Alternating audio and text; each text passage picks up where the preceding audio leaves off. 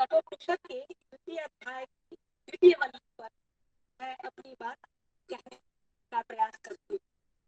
द्वितीय वल्ली में कुल 15 मंत्र हैं। इन 15 मंत्रों में जो महत्वपूर्ण बिंदु है उसमें जो पहला बिंदु है, जो मुख्य रूप से पहले 2 मंत्र में बात की गई है, उसमें कहा गया है पुरुष पुर भिन्नत्व भावना लक्षण योग, अर्थात पुरुष और पुर जी आदरणीय, मैं 1 मिनट आपको रोकना चाहूंगा। आप थोड़ा माइक को नजदीक रखिए, मैं बिल्कुल आवाज नहीं आ रही किसी के पास भी। सबका कमेंट पढ़िए, देखिए प्लीज, आपसे निवेदन है माइक थोड़ा नजदीक रखिए। प्रणाम करता हूँ आपको। जी जी जी, और नजदीक करके, हाँ ठीक।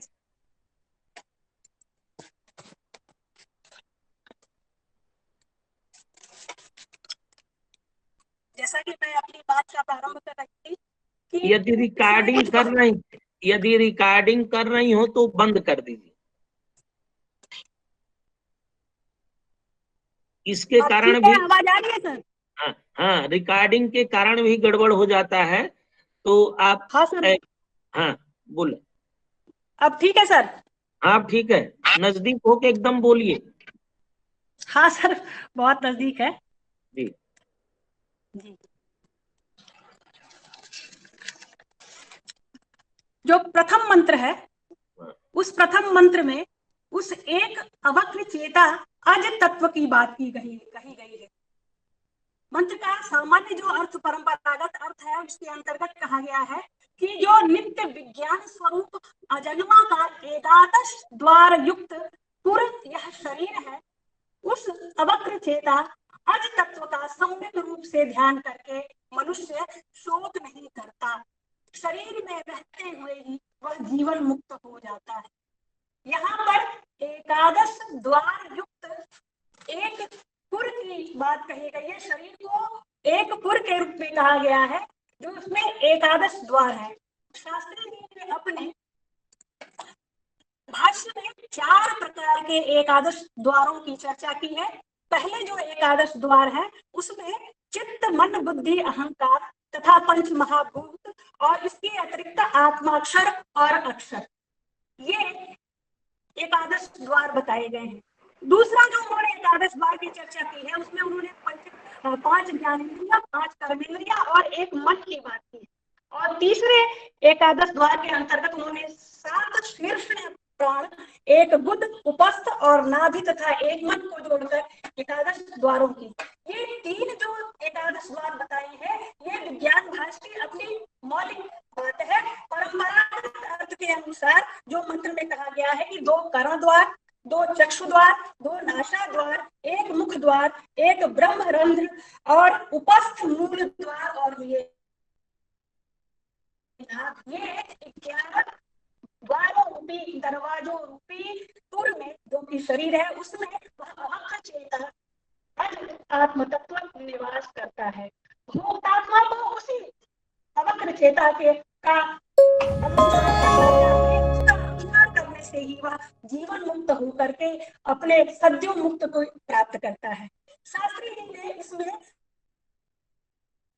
अवक्रता की जो तुलना की है वो एक ऐसे मकान के बीच में रखे हुए दीपक से की है, जिसके 11 दरवाजों से प्रकाश, उस दीपक का प्रकाश समान रूप से सर्वत्र बिखर रहा है। शास्त्री जी अपने भाष्य में यह भी कहते हैं कि जो मनुष्य भोक्तात्मा है उसका मन हमेशा उस अवक्र चेता के साथ संबद्ध है। यदि ऐसा नहीं होता तो वह कभी भी विषयों के ग्रहण में समर्थ नहीं हो पाता। फिर वो आगे कहते हैं कि या तो वो वक्र चेता के साथ संबद्ध नहीं है, वक्री के साथ संबद्ध है, या फिर वह स्वयं वक्री हो रहा है। उन दोनों के तभी तो वो दुख भोग रहा है, वो शरीर प्राप्त कर रहा है। और इसको उन्होंने अपने लौकिक उदाहरण के माध्यम से बहुत ही अच्छे से समझाया है। उन्होंने कहा है कि आप धूप में चले जाइए, सूर्य के समक्ष कांच को रख दीजिए, कांच को रख करके आप देखिए कि सूर्य की रश्मियों के समक्ष जब सीधे कांच रखा हुआ है तो उस कांच से, उस दर्पण से सूर्य की रश्मियां टकरा करके वापस वो जहां से आई है वो वापस उसी जगह वो चली जाती है। किंतु अगर हम उस दर्पण को, उस कांच को वक्री कर दें, जब हम उसको वक्री कर देंगे तो ऐसी दशा में जो सूर्य से आ रही रश्मियां है उस कांच से टकराकर वापस वो ऊपर की तरफ अपने उद्भव, अपने प्रभाव की तरफ ना जा करके वो किसी दूसरी दिशा में घूम जाएंगी, दूसरी दिशा में चली जाएंगी। शास्त्री जी कहते हैं कि वक्र चेता चिदात्मा सूर्य, और वो जो वक्री दर्पण है वो मनुष्य का, वो भोक्तात्मा का प्रज्ञान है। और जो वो उससे टकराकर वक्री होकर के जो टकरा करके जो रश्मियां दूसरी तरफ जा रही है, जो आभा उसका अभिज्ञान जो दूसरी तरफ जा रहा है वो विषय है, और विषय अपने आप में साक्षात दुख का कारण है। इस वक्र भाव के कारण ही चिदात्मा उस अपने मूल वक्र चेता अज तत्व को देखने में असमर्थ है। इस उसका कारण उसकी अपनी खुद की वक्रता ही है। चित्त एवं मन जब इधर झुक जाता है तो अगर विषयों से उसे हटा दिया जाए तो वह सीधा हो जाता है और वक्र से जुड़ जाता है, और यही उसकी भूमिका। यह प्रथम मंत्र का उन्होंने भाष्य किया है। इस प्रकार से प्रथम मंत्र में उन्होंने बताया है कि जो अज जो है जिस पुर में प्रतिष्ठित रहता है उसका स्वरूप अवक्र चेता और अज वह स्वयं है। अब उसका जो पुर है वह उसके संयोग से, आत्म तत्व के संयोग से, अग्नि के संयोग से उस पुर का निर्माण होता है। उस अग्नि की व्यापकता की चर्चा वो दूसरे मंत्र में करते हैं। यहाँ हम सब सुतिषद वसुअंतरिक्षद होता वेद शरद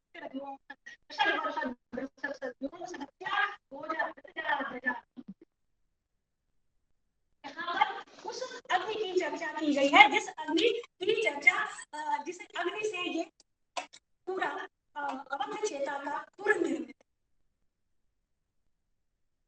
इस अग्नि के जो पूर्व के जो भाष्य है उसको समझने के लिए हमें सबसे पहले त्रिलोकी की बात समझनी होगी। भाष्य में शास्त्री जी ने प्रत्येक मंत्र में आने वाली बातों को विस्तार से उसकी पृष्ठभूमि को हमें समझा कर दे दिया है, जिससे हमें समझने समस्या उत्पन्न न हो। सामान्य उन्होंने 8 प्रकार के त्रिलोकियों की बात की है। इसमें से पहला त्रिलोकी है रोदसी। रोदसी त्रिलोकी का जो देव है वही सूर्य है।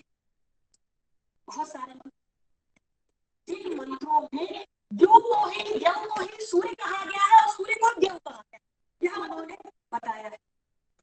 यह सूर्य सौरावण ही आगे की समस्त अग्नियों का जनक है, इसीलिए कहा गया है कि सूर्य आत्मा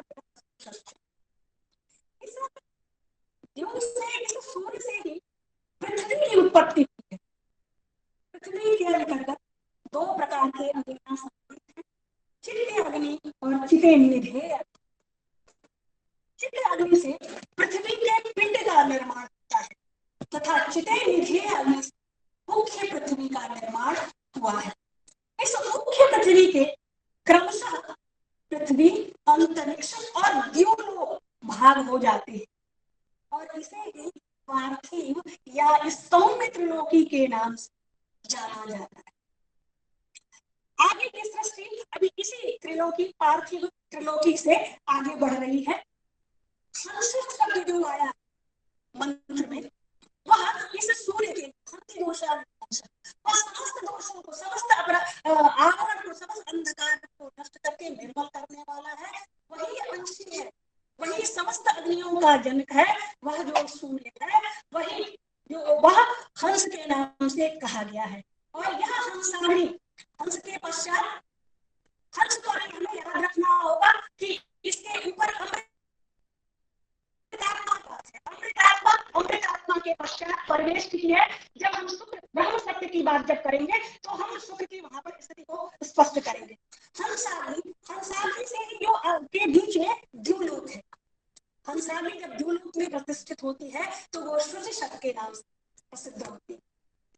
विज्ञान भाष में बहुत विस्तार से उसे श्रुति शब्द क्यों कहा गया है, यह बहुत विस्तार से किया है। मैं यहाँ नहीं उसको कह पाऊंगी, सिर्फ इतना एक बात कहूंगी कि चूंकि अंतरिक्ष और पृथ्वी पर जो अग्नियां है, पृथ्वी पर जो अग्नि है उसमें मृग मिला हुआ है, अंतरिक्ष पर जो अग्नि है उसमें वायु का है। इसलिए दिव्य लोक देवताओं की जो पवित्र जो लोक है, द्यूलोक, वहां जो हम स्थित है वो सूर्य सत के नाम से, सूर्य सत के नीचे अंतरिक्ष है।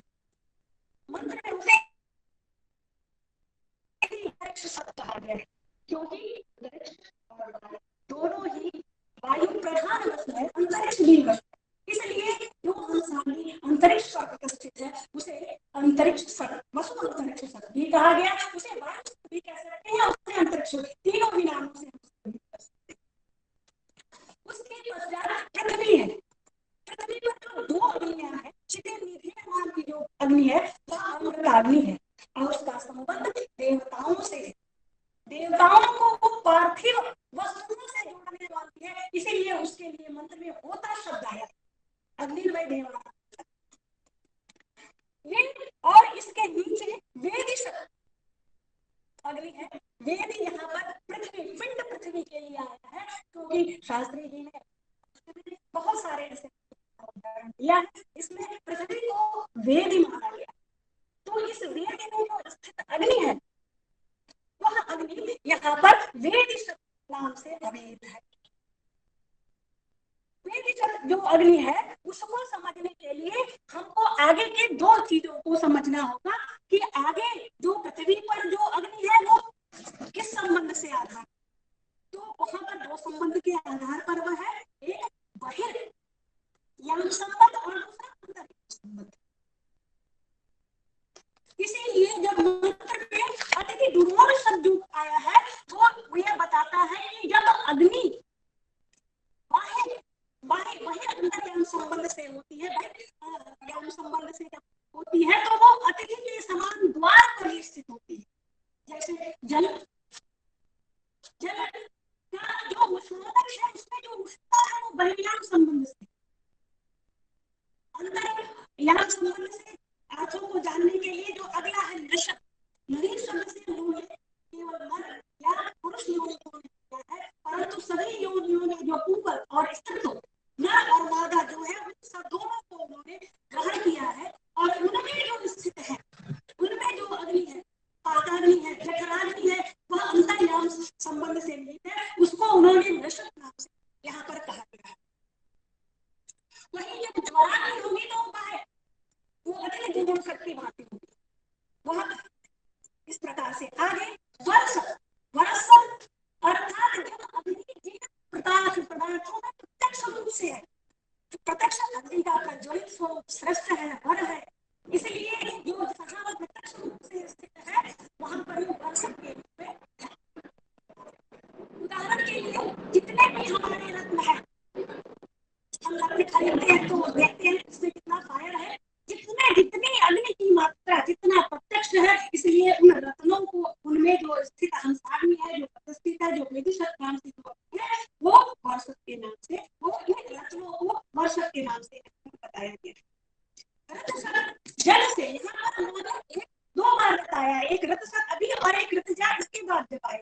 रतसत यहाँ पर पहले को उन्होंने जल से उत्पन्न अग्नि कहा है, ठंड ब्राह्मण में कहा गया है कि जो जल में जो प्रवाह है वह उसमें स्थित अग्नि के कारण, तो रतसत जो जल से उत्पन्न जो अग्नि, वह जो अग्नि है उसको यहाँ पर रतसत के नाम से कहा गया है। व्योम में रत ही भरा है, इसलिए जो व्योम में जो अग्नि है वो रत है। यहाँ पर फिर हम एक और विभाजन देख लेते हैं कि वर्ष जो विभाजन है वो सत्य है, सूर्य की सत्य और अग्नि सत्य सत्य स्वरूप है, और आगे का सत्याग्नि है, और आगे की जो हम अब तक बात करेंगे वो रताग्नि है। तो अब व्योम शब्द यानी आकाश में जो प्रतिष्ठित अग्नि है, हंसाग्नि है, वो व्योम शब्द के नाम से है। और अपचा जो जल में जीव जंतु है, जो उनके आत्मा भी है, उसके लिए यहाँ पर अपचा शब्द का प्रयोग किया है। गोजा शब्द यहाँ पर सोम के लिए पृथ्वी से उत्पन्न अग्नि कहा है, लेकिन आपने यहाँ सोम ऋतजा शब्द आया है वायु से उत्पन्न अग्नि, क्यों यहाँ पर उन्होंने वायु से उत्पन्न अग्नि ऋतजा शब्द किया है। और अंत कहा गया है कि यह सभी रूपों में व्यवस्थित यह अग्नि ही का जो सूर्याग्नि है, हंसाग्नि है, वो मूल रूप से बृहत और सत्य है, क्योंकि वही सत्य है, वही रत्न है और वही बृहत स्वरूप वाला। समय को ध्यान में रख करके अब मैं सीधे तीसरे मंत्र पर आती हूँ। अब आगे के जो मंत्र में कहा गया वो भोक्तात्मा का स्वरूप बताया गया है। भोक्तात्मा का स्वरूप क्या कह रहे हैं कि उसको समझने के लिए इस पूर्व वाले मंत्र से ही हमको सहायक संदर्भ लेने होंगे कि जो होता है वही ईश्वरीय देव सत्य का वैश्वानर है, और जो वसुर अंतरिक्ष सत्य है वो ईश्वरीय देव सत्य का वही हिरण्यगर्भ है, तथा जो श्रुति सद है वह सर्वज्ञ है। और पिंड शरीर जो है, पृथ्वी पिंड जो है वो शरीर है। तो जो ये वैश्वानर, हिरण्यगर्भ और जो सर्वज्ञ है ये देव सत्य है। भूत सत्य इन्हीं का परिवर्तित रूप है, क्रमशः वैश्वानर से वैश्वानर ही, और हिरण्यगर्भ के स्थान पर तेजस और प्राज्ञ, शुद्ध शब्द के स्थान पर जो सर्वज्ञ है देव सत्य में, वही भूत सत्य में प्राग है। अब यही जो तीन है, वैश्वानर, तेजस और प्राज्ञ, यही वास्तविक जीवात्मा है। और इनमें भी अंतरिक्ष से हिरण्यगर्भ जो है अंतरिक्ष से संबंधित है, उस हिरण्यगर्भ से जो तेजस है वह तेजस ही वायु, वही प्रधान आत्मा है जीवात्मा का। अब उस जैव सत्य में वैश्वानर भाग पार्थिव होने से अपान है, तेजस भाग ज्ञान है और दिव्य प्राज्ञ भाग प्राण है। इसलिए अब हमें चाहे वैश्वानर, तेजस और प्राज्ञ कहे अथवा अपान, ज्ञान और प्राण कहे, एक ही बात। और इनमें जो यह ज्ञान है वही प्रधान,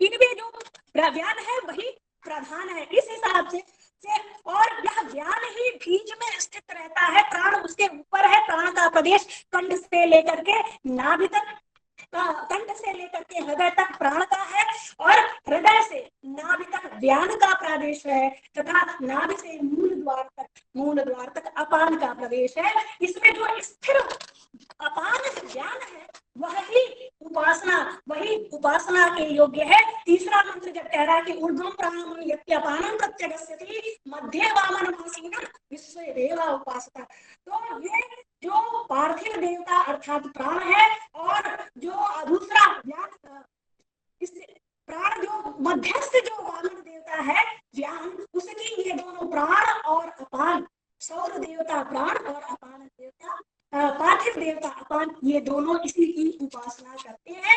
और शास्त्री जी ने वाग्विज्ञान विज्ञान भाष्य में अपने कहा है कि आयुष्टोम नाम से का जो सूर्य में स्थित पदार्थ है जिससे यज्ञ है, आयुष्टोम यज्ञ, इसी से वह हृदय ग्रंथि बनी होती है। और जब तक ये हृदय ग्रंथि बनी होती है, यह हृदय ग्रंथि, तब तक यह जीवन चलता है। इस हृदय ग्रंथि को खुलते ही वह जीवन से मुक्त हो जाता है। यहाँ पर उन्होंने तीसरे मंत्र में, चौथे मंत्र में और पांचवें मंत्र में, पांचों मंत्रों में, इन तीनों मंत्रों में उन्होंने बताया है सद्यो मुक्ति साधक काल निर्ग्रंथित्व भावना लक्षण योग क्रिया। इसके इस योग के करने पर यह शरीर परित्यागानंतर यह जो प्राप्त होता है, यह मुक्ति प्राप्त होती है। पहली जो मुक्ति थी पुरुष पुरभिन्नत्व से प्राप्त हो रही थी, वो जीवन के रहते ही अभेद और भेद समझ में आते के साथ प्राप्त हो जा रही थी, और कर्म बंधन समाप्त होते ही शरीर त्यागने की बाद में त्यागने का उसमें स्थान है। किंतु सद्यो मुक्ति में जैसे ही ये ग्रंथि टूटती है, वैसे ही स्थूल शरीर, कारण शरीर और सूक्ष्म शरीर और कारण शरीर तीनों से मुक्ति हो जाती है, और सद्यो मुक्ति इसी को कहते हैं। मेरा समय 25 मिनट का था, मैं अब देख रही हूँ कि वो बहुत तेजी से पूरा हो रहा है, इसलिए मैं बस अब पंक्तियों के बाद बता देना चाहती हूँ। मेरा एक, अगर समय हमको 5 मिनट मिलेगा तो मैं ब्रह्म सत्य को स्पष्ट करना चाहूंगी सर, जो 8वां मंत्र है, क्योंकि थोड़ा सा अस्त व्यस्तता के कारण ये हो गया। ब्रह्म सत्य जो बताया गया है 8वें मंत्र, 8वें मंत्र में जो ये कहता है कि यह सुप्तेषु जागर्ति कामं कामं पुरुषो निर्विमानम तदेव शुक्रम तद ब्रह्म तदेव अमृत उच्यते। जो सोए हुए में जागते हुए की तरह शास्त्री जी कहते हैं कि यह पता चलता है कि जब मनुष्य की जीव की अपनी चेतनाएं सोई रहती हैं, उस समय भी उसके सांस और प्रश्वास कार्य करते रहते हैं, और जब क्रिया होगी तो बिना चेतना के नहीं होगी। तो हमें स्वीकार करना पड़ेगा कि आध्यात्म में एक ऐसी चेतना है जो इसको संचालित कर रही है, अथवा शरीर के अंदर ईश्वर के होने का यह सबसे बड़ा प्रमाण है। और पुनः फिर वो कहते हैं कि वही शुक्र है, वही शुक्र है, वही ब्रह्म है, और वही अमृत तत्व है। यहाँ पर शुक्र और ब्रह्म से उन्होंने ब्रह्म शब्द की बात कही है। ब्रह्म अक्षर, अक्षर के बाद जो क्षर ब्रह्म है, यहाँ पर उसी को स्वयंभू ब्रह्म क्षर के नाम से भी कहा गया है। और उसके साथ ही उसी से ऊपर शुक्र, शुक्र के अंतर्गत सूर्य, चंद्रमा और पृथ्वी, ये तीनों होते हैं। इनके समूह को सत्य, ब्रह्म सत्य के नाम से इसमें कहा गया है। इसके अतिरिक्त जो आगे के जो ये 8वें मंत्र में है और 10वें मंत्र में देव सत्य को अग्नि, वायु और सूर्य की अलग अलग उनकी सर्वभूतांतरात्मा की दृष्टि से व्याख्या की गई है, उनको बताया गया है। वो उनसे पृथक नहीं है, वो सर्वभूतांतरात्मा से पृथक नहीं है, बल्कि वो उसके अंशी के रूप में है। जो 12वां और 13वां मंत्र है, जिसमें समस्त रूप में इनका चिंतन किया गया है कि एको वसी सर्वभूतांतरात्मा और नित्यो नित्यानाम चेतनानाम एको, यह वास्तव में उपासना की बात है। कल मैम कह रही थी कि विद्या और कर्म के बीच उपासना, वास्तव में यहाँ पर ये जो 12वां और 13वां मंत्र है, ये उपासना का शास्त्री जी कहते हैं कि जो इसको जान जाता है, जो इसका अनुशीलन करता है, जो इसे समझता है, जो इसको तमास्तम ये पश्यन्ति धीरा शेषां शांति सरस्वती, वही वो उस अखंड चेता को समझ जाता है। और आखिरी जो मंत्र है, 14वां मंत्र है, उसमें तटस्थ लक्षण की बात है। पूरे मंत्रों में अधिकतर हम एतद वै तद कह करके उस परम तत्व, उस अमृत तत्व को बताया गया। शास्त्री जी कहते हैं कि हम कैसे समझ सकते हैं, कथम विज्ञान भाति विधाति वा, हम सामान्य मनुष्य जिसे उस अमृत तत्व को कैसे जान सकते हैं, इसलिए हमें उसे तटस्थ लक्षण से ही जानना होगा। बल्कि वो बहुत सुंदर उदाहरण देते हैं। वो कहते हैं कि जैसे एक व्यक्ति गन्ना चूसता है और 4 महीने बाद फिर वो गन्ना एक चूसे, तो उसे कहेगा अरे उसी की तरह मीठा, अर्थात वह उसकी मिठास को नहीं बता पा रहा है। तो जब ये लोक की बातों को जब हम नहीं कह पाते हैं, ऐसा नहीं है कि वो उसको समझ नहीं पा रहा है, वो समझ रहा है, वो अनुभव गम्य है, वो उसको समझ रहा है, लेकिन वह उसको बता नहीं पा रहा है। ऐसे ही इस निर्वचनीय अविज्ञेय तत्व के बारे में कहा जा सकता है कि वो सूर्य है, वो चंद्रमा है, वो पृथ्वी है, वो ब्रह्म सत्य है, वो शुक्र है, वो सब कुछ है, लेकिन वास्तव में वो है क्या? जब हम यह कहने आएंगे तो हम ये कहना पड़ेगा, हमें उसे तटस्थ लक्षण देना पड़ेगा। और फिर अंतिम सूत्र में, अंतिम मंत्र के अंतर्गत यह किस प्रकार से आखिर हम ब्रह्म सत्य को कैसे समझ पाएंगे? जब सूर्यो भाति नक्षत्र तारकम नेव विद्युतो भाति कुतो यमग्नि तमेव भांति मनुभाति सर्वस्य भाषां सर्वोत्तम। हम उस तत्व को कैसे समझ पाएंगे? उसे तो चंद्रमा भी नहीं पता कर सकता, सूर्य, तारे, अग्नि की तो बात ही क्या है। तो लेकिन वह सभी पदार्थों में भान हो रहा है, वह जो भान हो रहा है वही उसकी भांति है, वही भांति है और वही विभाति है। उन पदार्थों से हम सूर्य और चंद्रमा के माध्यम से, अग्नि के माध्यम से हमसे नहीं देख सकते, लेकिन सूर्य, चंद्रमा और अग्नि में हम उसके उस तत्व को देख सकते हैं, समझ सकते हैं, उसके आभा मंडल को हम समझ सकते हैं। इसी तरह से 15 मंत्र के में शास्त्री जी ने बहुत विस्तार से इसके भाष्य को उन्होंने किया है। मैं इसको समेटते हुए कहूंगी कि सबसे महत्वपूर्ण पहला मंत्र था, जिसमें कहा गया कि पुर और पुरुष के भिन्न को, उनके भेद को, उनके अभेद को समझते हुए जो मनुष्य जो अपनी उपासना करता है, वही वास्तव में जीवन मुक्त को प्राप्त, जीवन मुक्त होता है। शास्त्री जी बहुत सरल तरीके से कहते हैं कि इसे समझना बहुत आसान है।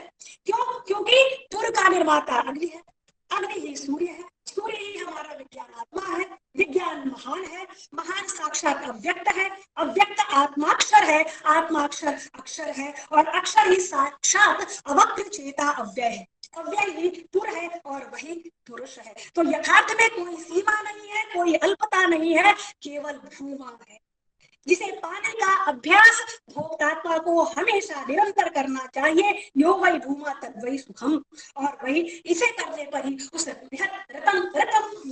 बृहद की प्राप्ति होती है। मैं इसी के साथ अपने इस भाष्य को समाप्त करते हुए आचार्य संतोष शुक्ल महोदय को बार बार आभार व्यक्त करती हूँ कि सर आपने मुझ वेद विद्यार्थी को अपने अवसर दिया, इस भाष्य को पढ़ने का अवसर दिया, इसके लिए मैं आपके प्रति बहुत ही आभारी हूँ। अद्भुत है ये भाष्य अपने आप में। ये निर्वचन की जो शैली जो हम लोग पढ़ते हैं, भाष्य पढ़ते हैं, सारण भाष्य पढ़ते हैं, बहुत सारे पाश्चात्य विद्वानों के भाष्य पढ़ते हैं, उसी की तरह एक नया भाष्य है। कल शर्मा सर कह रहे थे कि ये व्याख्यान की एक नई शैली है, मैं इस बात से बिल्कुल सहमत। जब अग्निर्वय होता, जब हम दूसरे आत्मा अधिकता सुदर्शन कहते हैं, तो हमने अब तक जितने भाष्य पढ़े थे, हम एक सामान्य बच्चों से ये कहते थे कि भाई आत्मा जो सबकी आत्मा है, क्योंकि सबको जीवन देता है। लेकिन जब मुझे ये समझ में आया इस भाष्य के आधार पर, जब हम ये समझ पाए कि वो संसार की, वो वहां से वही सारी अग्नियों का जनक है, और सब अब इस कारण से वह आत्मा का प्राण कहा, वो जगत का प्राण कहा गया है। होगा रत्न में उपस्थित होने का रत्न, अग्नि को रत्न धातुम कहा जा रहा है। सूर्यों को, वह अमृत अग्नि को, जो हम अग्नि सूक्त पढ़ाते हैं, जब हम आप जानते हैं कि अच्छा इस अमृत सूक्त की, अमृत अग्नि की बात हो रही है, और तब हम उसकी, जब उसकी उस भाष्य को उस बच्चों को पढ़ाएंगे तो निश्चित रूप से एक नई दृष्टि देंगे। यह मैं ये नए भाष्य की से परिचय हुआ, मैं इसके लिए आपके प्रति बहुत बहुत आभारी हूँ। आप लोगों ने मुझे अवसर दिया। यहाँ उपस्थित सभी विद्वज्जनों को, सभी अपने वरिष्ठ लोगों को मैं पुनः एक बार प्रणाम करती हूँ। अगर किसी अव्यवस्था के कारण कुछ मतलब त्रुटियां दोष रह गया तो मैं उसके लिए क्षमा प्रार्थी हूँ। इसी के साथ मैं अपनी वाणी को विराम देती हूँ। प्रणाम।